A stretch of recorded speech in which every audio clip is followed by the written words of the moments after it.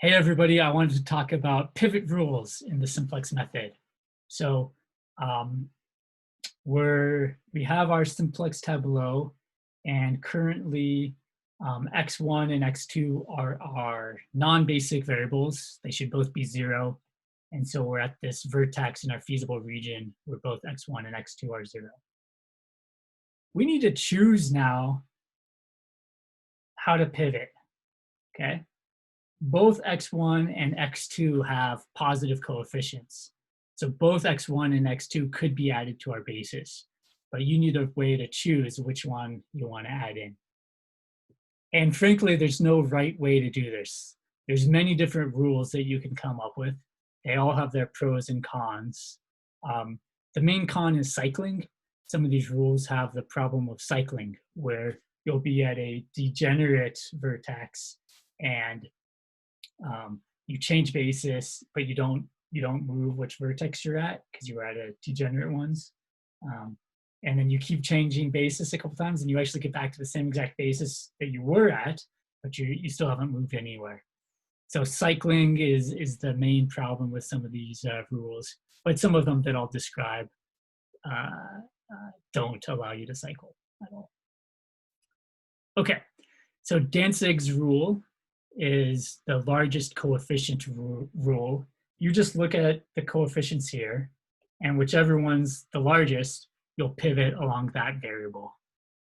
So that rule maximizes the improvement of your optimization function per unit increase in the new variable that's being entered. Okay, so if I had pretend I had a 7 here, right? Each new unit of x1 increases z by more than each new unit of x2. Cycling is possible in this rule, so that's the danger. All right, so another rule that you could take is what variable allows you to increase your optimization function by the most, okay?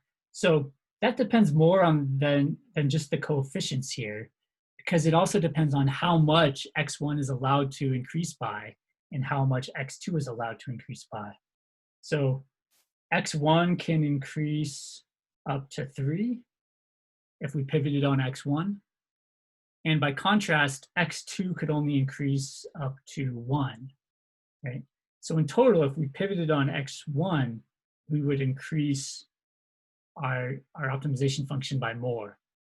So here we would choose x1. You know, we're trying to optimize x1 plus x2.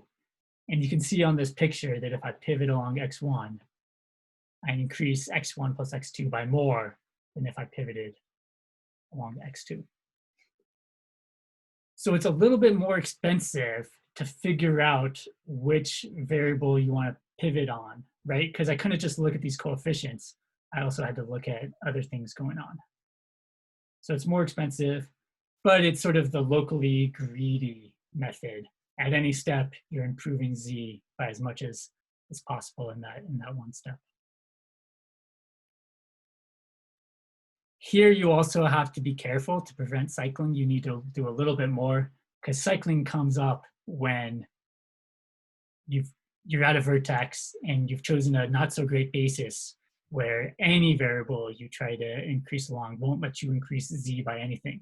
And so you need to change basis staying at the same vertex before you can finally leave that vertex. Okay. Another pivot rule is the steepest edge. So you look at which direction you're ultimately trying to go. What's the direction you're trying to optimize?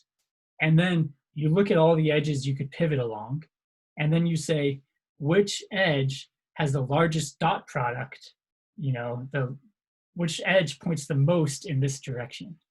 So maybe it's not the largest dot product, it's the largest normalized dot product. But yeah, which edge points the most in that direction? Here, these two directions, pretend we made them the same length, right? Then they're equally steep from the perspective of the direction we're trying to go. So what you're doing is x new minus x old is your new vertex minus where you currently are. This is your normalized direction. So I normalize that to have unit length. And then when I take this dot product, you know, I'm seeing how far does that normalized vector point in the direction that I actually want to go.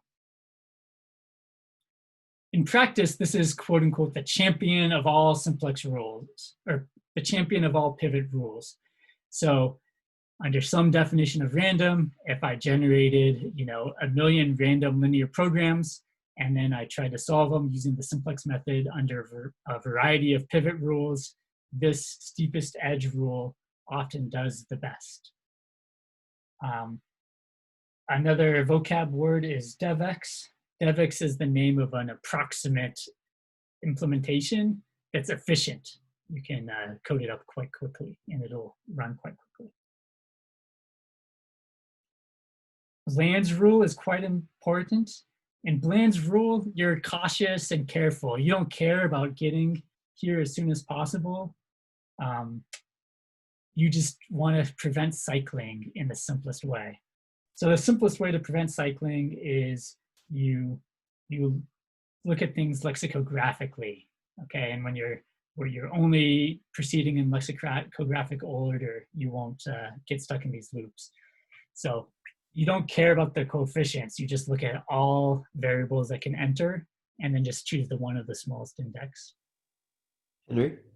Yeah. Does the steepest edge rule still suffer from cycling as well? As it's currently written right there, I'm sure it does. But all of these first 3 rules, you can add to them fancier versions that prevent cycling. So, yeah. So basically,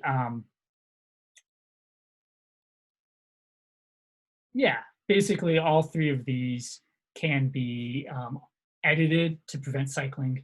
Bland's rule is sort of the easiest way to prevent cycling, but then you can merge these various rules to get some of the computational efficiency of the first 3, along with the guarantee of no cycling of the last one.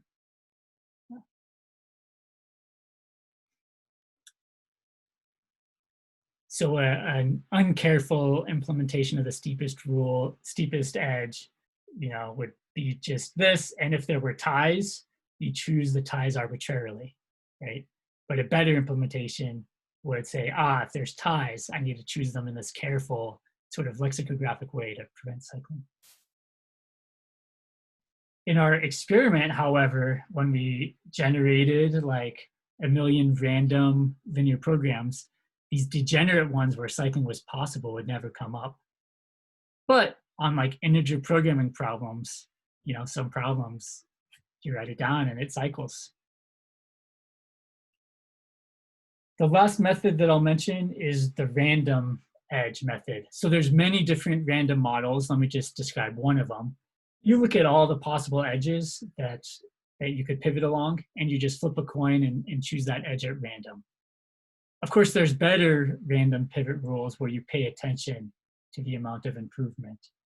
And random methods lead to the best provable bounds on the expected running time of the simplex method.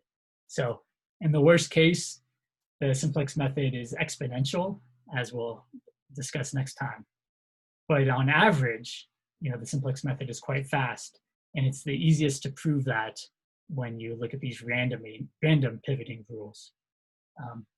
Random pivoting rules also really avoid the problem of cycling, because sure, you might cycle for a while, but eventually you're going to choose a random basis that moves you out of that cycling pattern. So the long story short, there's many different rules.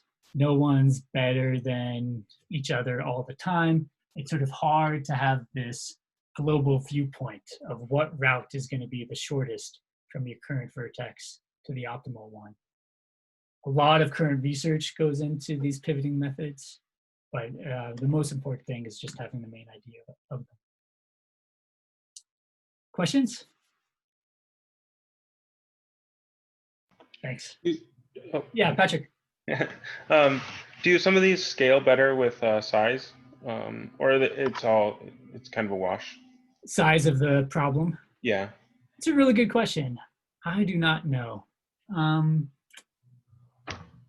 mean, it might be the case that sometimes, like if one pivot rule is more expensive.